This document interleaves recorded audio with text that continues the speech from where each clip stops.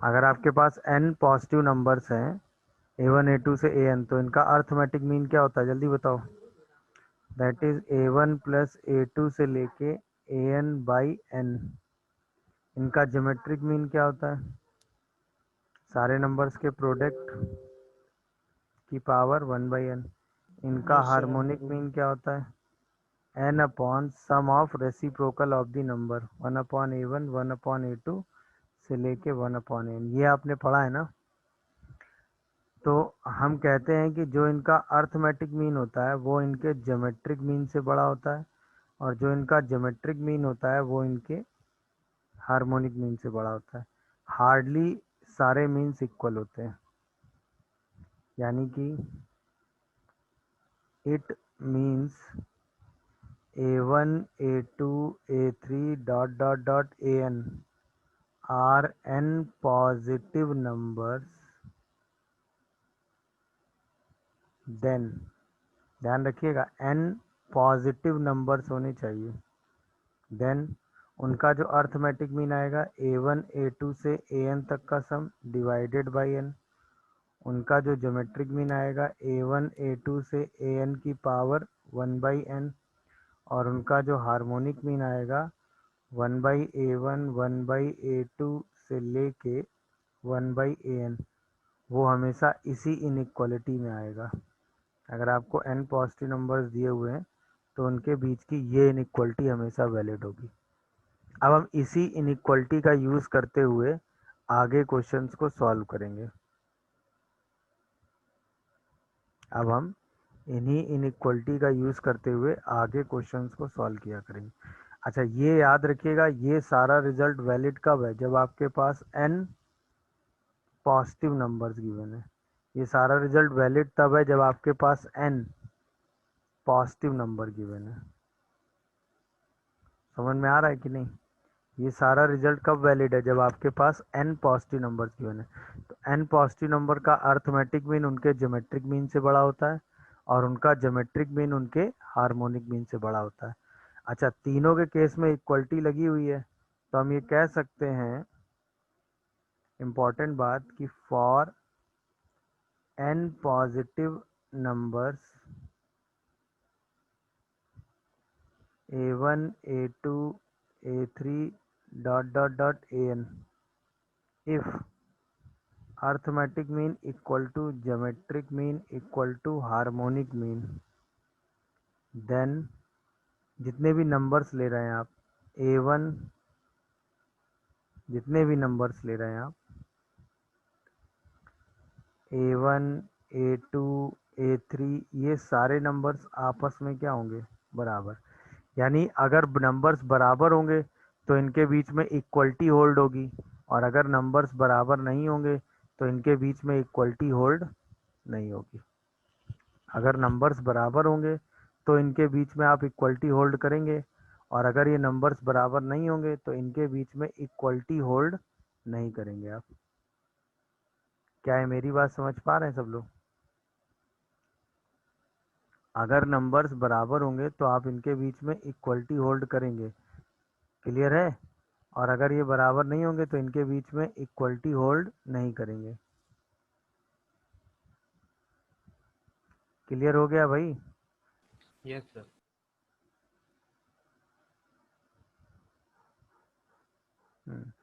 कोई कंफ्यूजन हो तो बताइए भाई। सर पर हाँ अरिथमेटिक मीन उससे बड़ा क्यों होता है ज्योमेट्रिक मीन से, और वो हार्मोनिक मीन सबसे छोटा? हाँ। अब ये इसकी बात करते हैं कि भाई ये जो इनइक्वालिटी का रिजल्ट है ये यूज ऐसे होता है, ये बात समझ में। अब देखिए, अगर हम यही चीज प्रूफ करने पे आए तो हम कहते हैं भाई for two numbers A and B लेते हैं, बेसिकली टू पॉजिटिव नंबर्स लेते हैं।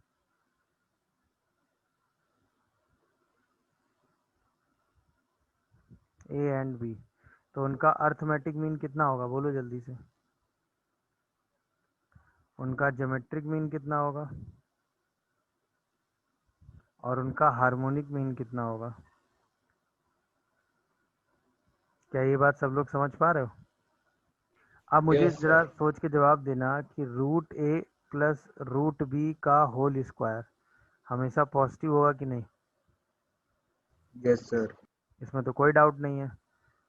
तो root A minus root B का होल स्क्वायर करो तो वो भी हमेशा क्या होगा? पॉजिटिव। अच्छा, अगर इसका स्क्वायर ओपन करो तो A plus B minus two root A B हमेशा पॉजिटिव होगा। तो इसका मतलब ए प्लस बी हमेशा टू रूट ए बी से बड़ा होगा। बोलो भाई। हाँ सही। देखिए, A plus B is greater than or equal to two root A B तक पहुंच गया सब लोग कि नहीं? बोलो। अब हम यस कह सर। सकते हैं कि A plus B by two जो है वो रूट ए बी से बड़ा होगा कि नहीं? तो इसी को हम अर्थमेटिक यस मीन सर। कहते हैं और इसको क्या कहते हैं? Geometric mean. क्या है, दिखा सबको? अच्छा, सेम अप्रोच से जरा सोच के बताना, one by root A minus one by root B का अगर स्क्वायर करो तो वो भी हमेशा पॉजिटिव होगा कि नहीं होगा? बोलो भाई, स्क्वायर तो हमेशा पॉजिटिव होता है। तो one by A plus one by B minus two by root A B हमेशा पॉजिटिव होगा। बोलो। इसका मतलब one by A plus one by B हमेशा two by root A B से बड़ा होगा। इसका मतलब रूट ए बी जो है वो two upon one by A plus one by B से बड़ा होगा कि नहीं होगा? इसका मतलब ज्योमेट्रिक मीन हमेशा हार्मोनिक मीन से बड़ा होगा कि नहीं होगा? क्या ये सब बातें समझ पा रहे हो? बोलो। बताओ भाई, क्या यहाँ तक सबको समझ में आ रहा है? Yes sir. तो जो चीज़ दो नंबर्स के लिए वैलिड है, तो इसका मतलब अगर मैं सारी इनइक्वलिटी को कहूँ तो मैं कह सकता हूँ then for two positive numbers A and B, हम कह सकते हैं कि उनका जो अर्थमेटिक मीन है उनके ज्योमेट्रिक मीन से बड़ा होगा और उनका ज्योमेट्रिक मीन जो है वो उनके हार्मोनिक मीन से बड़ा होगा। तो इसको हम लिख सकते हैं A plus B by two is greater than root A B is greater than two upon one by A plus one by B. Am I correct और नॉट, ये बताओ बस। ये बात सब लोगों को समझ में आ गई कि नहीं आ गई? Yes sir. अगर अर्थमेटिक मीन ज्योमेट्रिक मीन के बराबर होगा तो A plus B by two root A B के बराबर होगा। Yes sir. A plus B by yes sir. Two root A B के बराबर होगा। यानी yes A sir. Plus B minus two root A B zero के बराबर होगा। यानी root A minus root B का whole square equal to zero होगा। इसका मतलब ए और बी आपस में इक्वल होंगे कि नहीं होंगे? Yes sir. यानी ये बराबर होंगे कि नहीं होंगे? Yes sir.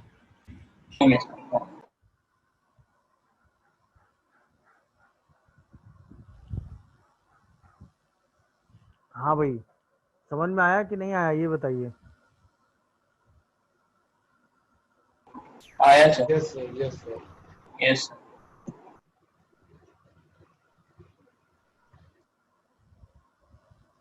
ओके, ठीक है। तो पहला क्वेश्चन बताने की ज़रूरत है क्या? नहीं सर। भाई पहले क्वेश्चन में तो सिंपल थॉट है क्या, कि अगर A B C positive numbers हैं तो इन नंबर्स का जो ए एम होगा वो किससे ग्रेटर होगा? बोलो। तो जो इन नंबर्स का अर्थमेटिक मीन होगा वो यस। इनके ज्योमेट्रिक मीन से बड़ा होगा। नंबर्स का अर्थमेटिक मीन क्या होगा? A plus B plus C by three. और इनका ज्योमेट्रिक मीन क्या होगा? A plus B plus C की बाई वन बाई थ्री। समझ में आ गया? अच्छा, सेकेंड वाले में आओ। सेकेंड वाले में एक बार नंबर्स लिखे हुए हैं ए बी सी और एक बार उनका रेसिप्रोकल लिया है। अच्छा, नंबर्स का सम और उनके रेसिप्रोकल का सम कहाँ आता है? ए एम और एच एम में। तो इसका मतलब अब हम क्या कर सकते हैं कि उनका जो अर्थमेटिक एम मीन है ग्रेटर वो देन। उनके हार्मोनिक मीन से भी तो बड़ा होगा। तो इसका मतलब A plus B plus C by three is greater than three upon one by A plus one by B plus one by C होगा। तो क्रॉस मल्टीप्लाई करोगे तो क्या आएगा कि A plus B plus C one by A plus one by B plus one by C is greater then nine. क्या second वाला समझ में आया सबको? अच्छा, अब थर्ड वाले में आइए।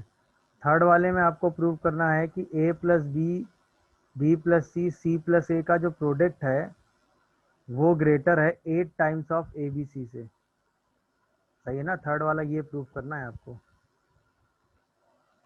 तो अभी तक क्या था कि जब नंबर्स का सम उनके प्रोडक्ट से कंपेयर हो रहा था तो आप अर्थमेटिक मीन ज्योमेट्रिक मीन सोच ले रहे थे, नंबर्स का सम उनके रेसिप्रोकल के सम से कंपेयर हो रहा था तो आप ज्योमेट्रिक मीन और हार्मोनिक मीन सोच ले रहे हैं।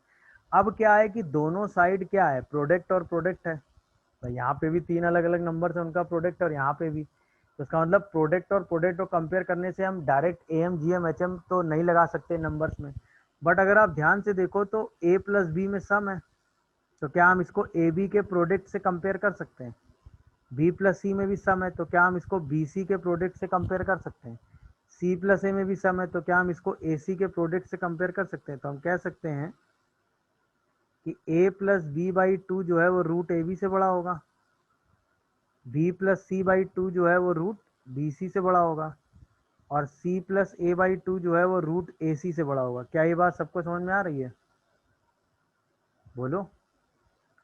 तो इसका मतलब ए प्लस बी जो है वो टू रूट ए बी से बड़ा होगा, बी प्लस सी जो है वो टू रूट बी सी से हो बड़ा गया। होगा, और सी प्लस ए जो है वो टू रूट ए सी से बड़ा होगा। तीनों को अगर हम मल्टीप्लाई कर दें तो A plus B plus C plus A किससे ग्रेटर आएगा, बोलो। 8 eight root under A square B square C square से, तो इसका मतलब A plus B plus C plus A हमेशा किससे बड़ा होगा बताओ, 8 ABC। ABC। यही तो हमें प्रूव करना था, बोलो भाई कैसे प्रूव किया, क्या। B is greater than equal to 9 और चलिए फिर सर मेथड 1 इन्होंने उसमें बताया कि a plus B plus C plus 1 कर दो, B plus C by A plus 1 कर दो, और C plus A by B plus 1 कर दो, तो ये 9 हो जाएगा। अब इसको लिख दो a plus B plus C by C, ये बन जाएगा a plus B plus C by A, और ये बन जाएगा a plus B plus C by B greater than 9 हो गया, और ये तो हमने अभी प्रूफ किया है ना, बोलो भाई याद आया, ये तो अभी आपने प्रूफ किया था ना कि भाई a plus B plus C by 3 जो होता है वो हमेशा ग्रेटर होता है किससे, 3/1/a plus 1/b plus 1/c से।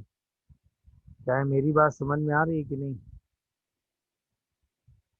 तो ये मेथड 1 क्लियर हुआ, बोलो। Yes sir. इसी क्वेश्चन को करने का एक आसान मेथड है जिसमें आपको इतना कुछ सोचना ही नहीं है, वो दिमाग लगाओ सर मेथड। जैसे आपने पहले वाले में किया था ए प्लस बी को अंडर रूट ए बी ना से ना इसको ना भी ना, इसमें देखो ये पहला नंबर लिखा हुआ है a by C B by C, दूसरा लिखा हुआ है b by A B C by by A, तीसरा लिखा हुआ है c by B A by B greater than 6 हमें प्रूव करना है। आपने क्या किया, a by C B by C B by A C by A C by B A by B are 6 positive numbers हैं, बोलो। यस तो हम लिख सकते हैं ना a by C plus B by C B by A plus C by A C by B plus A by B upon 6 greater than इनके product का, यानी इनका जीएम ले लें, नहीं समझ रहे हो, यस सर कि पावर 1/6। अब देखो अल्टरनेट टर्म्स सारे कैंसिल हो रहे हैं कि नहीं, यस सर। ये 1 बचा, तो इसका मतलब a plus B by C B plus C by A C plus A by B किससे ग्रेटर आ जाएगा, 6। तो जो कि सम था ना नंबर्स का और ग्रेटर देन 6 था, तो उसी के हिसाब से हमने सोच लिया। क्या ये बात क्लियर हो रही है, ये बताओ सबको। यस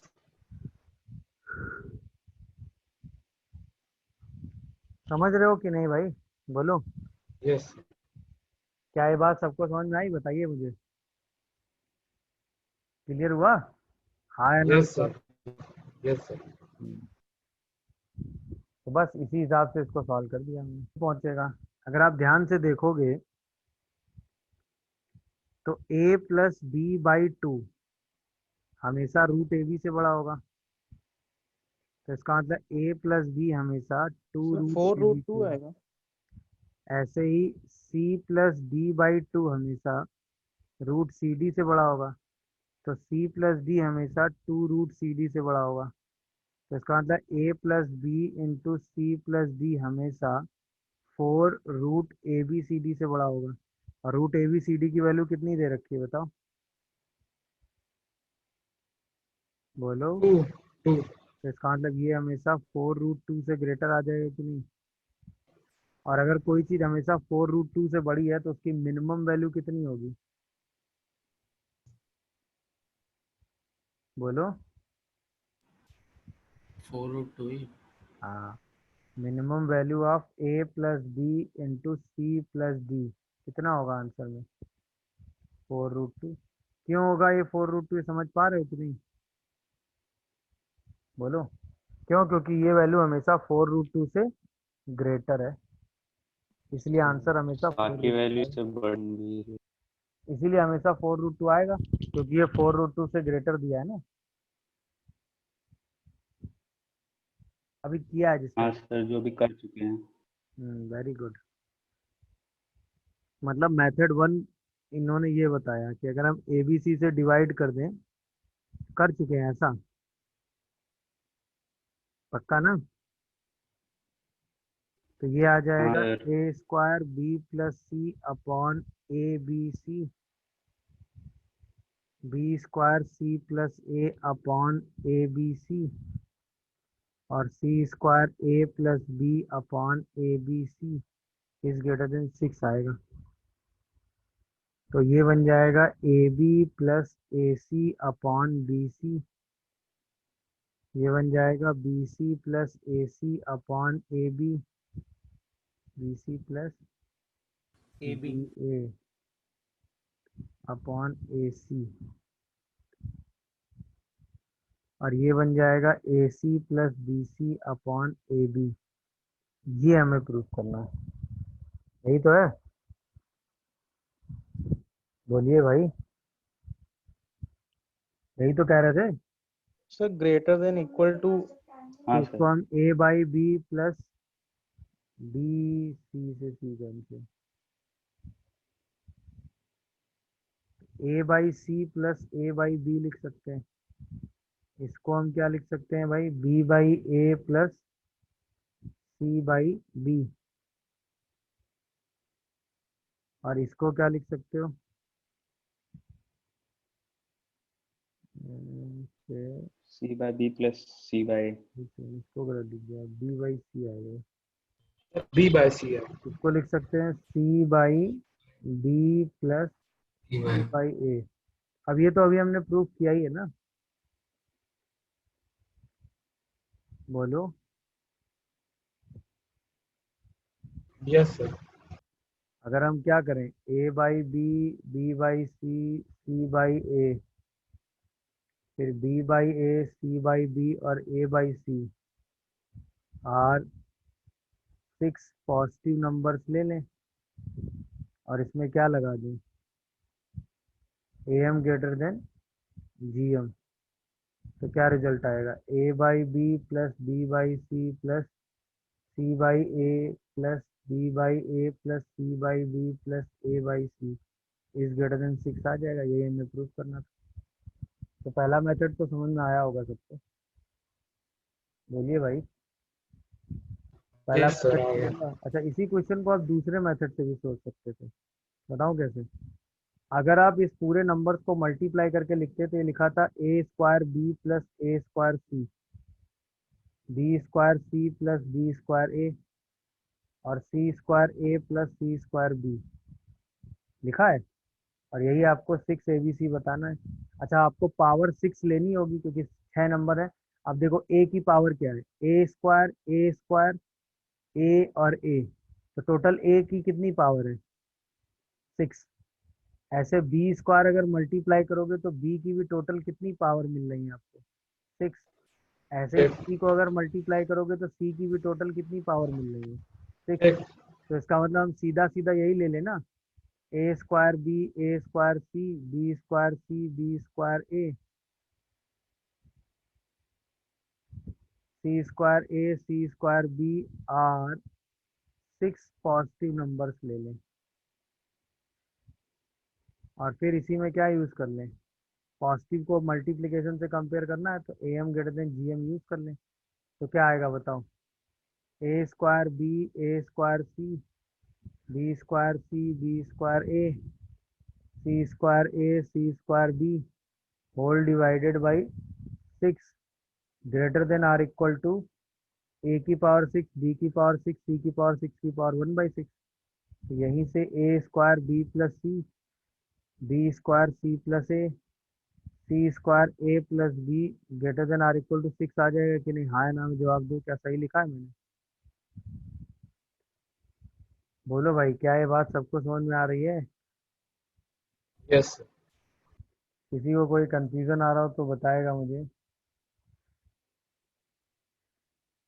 सर 6 ABC होगा। ए की पावर 6 वाला पॉइंट। तो ये क्या आ जाएगा, 6 इंटू ए बी सी आ जाएगा।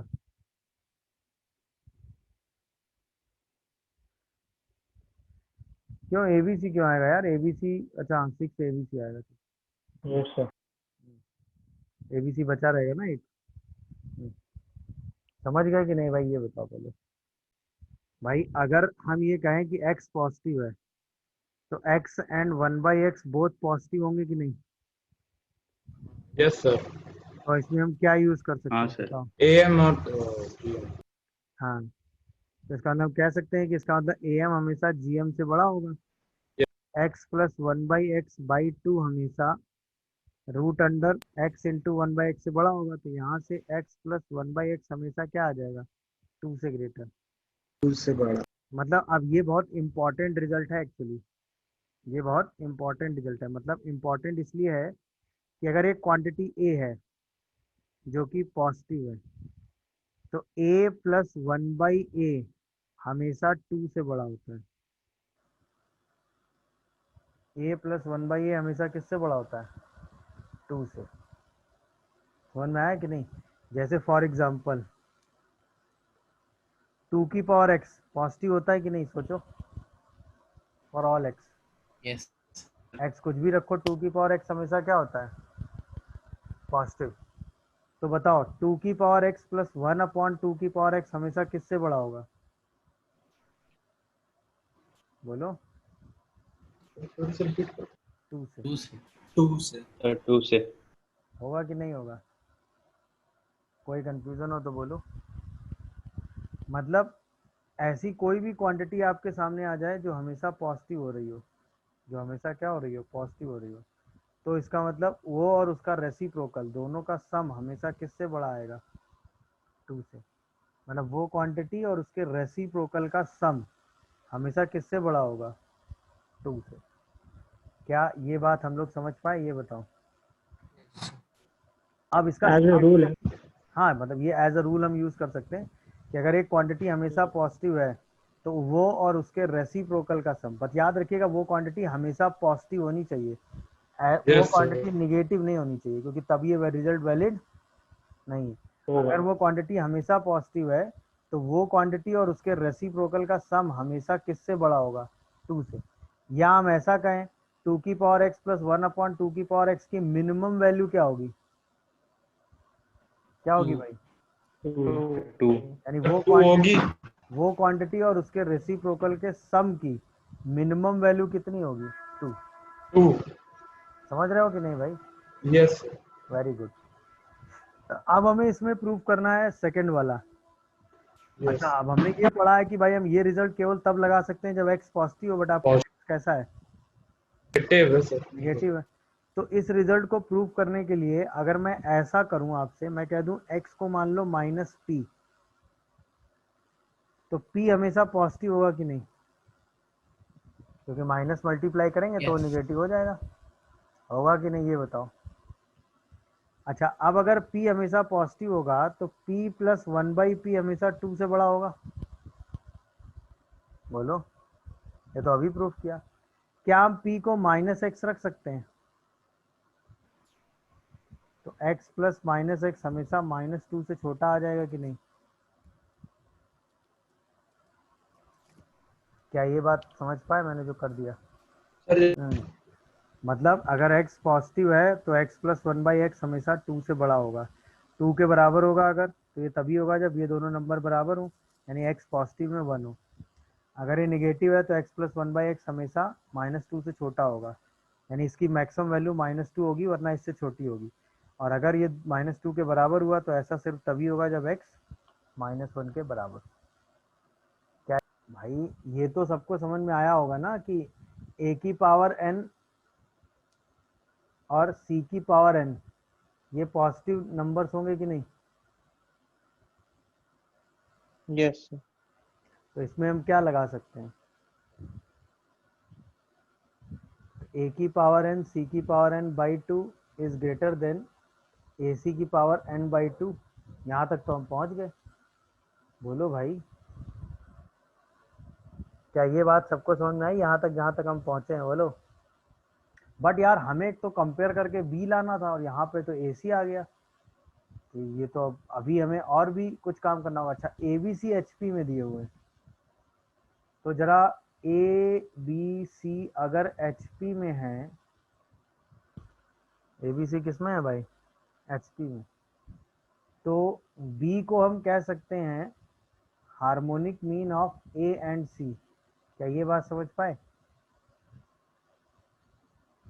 सर हो गया। क्या ये बात समझ पाए कि b को हम ये कह सकते हैं? क्यों कह सकते हैं? क्योंकि b की value 2ac upon a plus C आएगी, यानी 2 upon 1 by A plus 1 by C. तो क्या हम b को कह सकते हैं harmonic mean of a and c? अच्छा, जैसे ही हमने ये सोचा तो हम तुरंत a और c दो नंबर ले लें।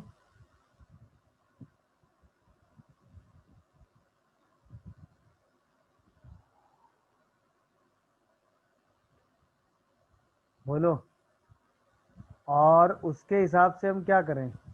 इसमें हम लगा दें gm ग्रेटर देन hm। अच्छा, हमने ये gm और hm ही क्यों सोचा? क्योंकि हमें a और c का हार्मोनिक मीन पता है और ac की वैल्यू हमें चाहिए। ac कैसे आएगा? ज्योमेट्रिक मीन से। और हार्मोनिक मीन कैसे यूज होगा? जब हम hm लगाएंगे। अब हम यहाँ लिख सकते हैं क्या? ac की पावर हाफ जो है वो 2 upon 1 by A plus 1 by C होगा। 2 upon 1 by A plus 1 by C का मतलब b होगा। Harmonic mean of A C. इसका मतलब हम इसको क्या लिख सकते हैं बताओ? ac की पावर जो हाफ होगा वो किससे ग्रेटर होगा? b से। तो सोचो ac की पावर जो n बाई 2 होगा वो किससे ग्रेटर होगा? b की पावर n से। समझ में आया? तो हमने ये इनइक्वलिटी यहाँ लिखी भाई, ac की पावर n बाई 2 जो है वो b की पावर n से बड़ा है। तो अब बताओ, a की पावर n c की power n by 2 is greater then ac की power n by 2 is greater then b की पावर n। तो क्या हम इन दोनों को कंपेयर कर सकते हैं? तो वहाँ से लिख सकते हैं a की पावर n प्लस c की power n by 2 is greater then b की पावर n। a की पावर n प्लस c की पावर n ग्रेटर देन क्या आ जाएगा? 2 टाइम्स ऑफ b की पावर n। हमें यही प्रूव करना था। क्या ये प्रोसेस समझ में आया? कहाँ से क्या चीज़ सोची गई? अरे यार सर इतना। बी हाँ, क्यूब को B cube plus B cube कर सकते। वेरी गुड वेरी गुड, वही वही इस काम करना था भाई। ये अच्छा, ये सोचा क्यों? क्योंकि यहाँ 3 कब आएगा? जब यहाँ 3 टर्म होंगे। अच्छा, a की पावर में 1 चाहिए तो a क्यूब अगर होगा तो 1 आ जाएगा, और b में स्क्वायर चाहिए तो अगर इसका क्यूब रूट लेंगे तो b की पावर 6 चाहिए, और वो तभी आएगा जब b क्यूब 2 बार लिखा होगा। तो इसका मतलब a cube b cube b cube, ऐसे हमने ले लिए 3 पॉजिटिव नंबर्स और उसमें क्या लगा दिया बोलो? am greater than gm। तो a cube plus 2b cube by 3 is greater than a cube into B की पावर 6 की पावर क्यूब आ गया।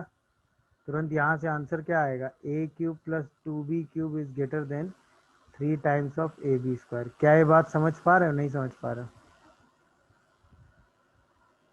बोलो भाई, क्या ये बात समझ पा रहे हो? क्लियर हुआ सबको? सिंपल सी थॉट थी कि भाई अगर हम एक्स स्क्वायर देखें तो हमेशा पॉजिटिव होता है, तो एक्स स्क्वायर अपॉन 1 + x² हमेशा 2 से बड़ा होगा कि नहीं? ये तो अभी आपने प्रूफ किया है ना, बोलो। तो इसका मतलब Yes, sir. x² 4+1/x² हमेशा 2 से बड़ा होगा, तो इसका मतलब x² अपॉन x⁴ 4+1 हमेशा हाफ से छोटा होगा कि नहीं होगा? ये बताओ यस सर। भाई। x² को पॉजिटिव मान के am ग्रेटर देन gm सोच लेंगे तुरंत। वही तो, वैसे भी अगर कोई पॉजिटिव क्वांटिटी है तो वो और उसके रेसिप्रोकल का सम हमेशा 2 से बड़ा होता है। मैं अभी नहीं समझ पा रहा। देखो क्या करते हैं कि x + y, y + z और z + x, ये 3 पॉजिटिव रियल नंबर होंगे कि नहीं होंगे? बोलो। सर अगर ये Yes, 3 पॉजिटिव रियल नंबर्स होंगे तो हम x + y, y + z और z + x अपॉन 3 सर 1 हो गया। Is greater then x + y, y + z, z + x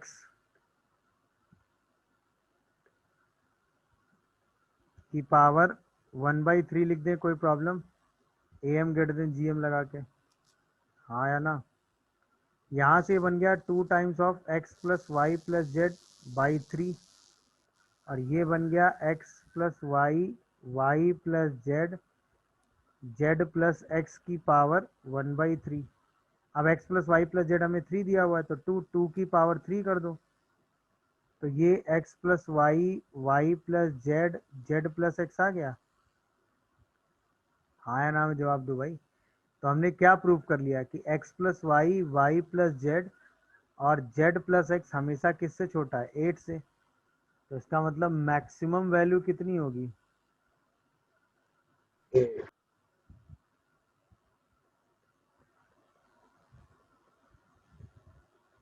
कितनी होगी भाई? 8। क्या ये थॉट समझ में आया कि मैक्सिमम वैल्यू 8 होगी? बोलो। सर हाँ बेटा बताओ। इतनी देर से सर मैं 1 से लेस भी नहीं हो सकते सर, मतलब एक 1 से लेस भी क्यों नहीं नहीं हो लेस सकते। हो सकते हैं? कुछ भी थोड़ी ना करोगे यार। अब देखो, a+1/2 हमेशा √a से बड़ा होगा, b+1/2 हमेशा √b से बड़ा होगा, c+1/2 हमेशा √c से बड़ा होगा, d+1/2 हमेशा √d से बड़ा होगा। क्या ये बात समझ पा रहे? am ग्रेटर देन gm लगाया है। सर इसका करेक्ट आंसर क्या है? हमने इसमें क्या लगाया है? am greater than gm। समझे कि नहीं? यानी हम कह सकते हैं कि जो a+1 है वो 2 √a से बड़ा होगा, जो b+1 है वो 2 √b से बड़ा होगा, जो c+1 है वो 2 √c से बड़ा होगा, जो d+1 है वो 2 √d से बड़ा होगा। तो इसका मतलब a+1, b+1, और d+1 जो है वो ग्रेटर होगा 16 √ABCD से। √ABCD कितना दिया हुआ है बताओ? सर 1। 1। तो ये किससे ग्रेटर आएगा? 16 से। तब हम कहेंगे minimum value of a+1, b+1, c+1, d+1 is 16। इस वजह से, समझ रहे हो सर कि एक नहीं? इसे एक और मैं ये किया नहीं था वहां पर। जो तुमने ए फिर बी, 16 कैसे ले लिया था ये बताओ? मैं बता रहा हूँ सर, तो जो A B plus B C आया तो मैं बी डी को 1/AC लिख दिया था, सी डी को 1/BD लिख दिया था, और ए बी डी को 1/C ले लिया था, ए सी डी को 1/B। तो मेरा आंसर आ गया था a+1/A, b+1/B, c+1/C, d+1/D, ab+1/AB and bc+1/BC। ये सारे टर्म्स x+1/x के टर्म में आ गए थे।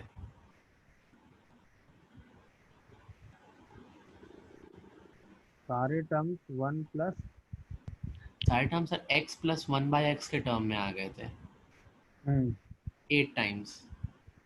8 × 2 तुमने 16 लिख दिया था। हाँ, तो मैं आपको लिख के टेलीग्राम कर दूं? नहीं नहीं, मैं समझ गया भाई तुम्हारी हाँ, बात। तुमने इसको 1/a लिख दिया था तो ये इसके साथ कंबाइन हो गया, इसको 1/c लिख दिया तो इसके साथ कंबाइन हो गया, इसको 1/b लिख दिया तो इसके साथ आ गया, इसको 1/a क्या लिख दिया a तो ये इसके साथ आ गया। ऐसे ही तो किया होगा बेटा। Yes sir. फिर इस AB और इस CD को तुमने इंटरचेंज यस कर सर दिया होगा, एग्जैक्ट। फिर इस AC और इस BD को कर दिया होगा, फिर इस AD और इस BC को कर दिया होगा। सही क्या होगा, और इस ABCD की वैल्यू तुमने 1 रख दी होगी। Yes sir. 1 + 1 ये 2 हो गया होगा और बाकी वो 7 टाइम्स ऑफ 2 हो गए होंगे। ऐसा Yes. किया होगा क्वेश्चन में। Yes sir. चलो मेथड तो ये सोचने का तरीका ठीक है क्योंकि आंसर आ जाता है, क्योंकि आंसर आ जाएगा क्योंकि सिचुएशन ऐसी है, बट ये तरीका जनरल नहीं है, बस ये है। मतलब सबसे बेस्ट वे तो ये है इस क्वेश्चन को करने का, यस इससे सर। आसान तो कुछ था ही नहीं पहला वाला मेथड। अच्छा आप मल्टीप्लिकेशन से भी कर सकते हैं क्योंकि IIT ने एक बार आपसे मल्टीप्लाई करा के ये क्वेश्चन पूछ रखा है जिसमें उन्होंने प्रॉपर मल्टीप्लाई करा दिया था। तो ये मेथड भी आपको पता होना चाहिए, सोचना आना चाहिए।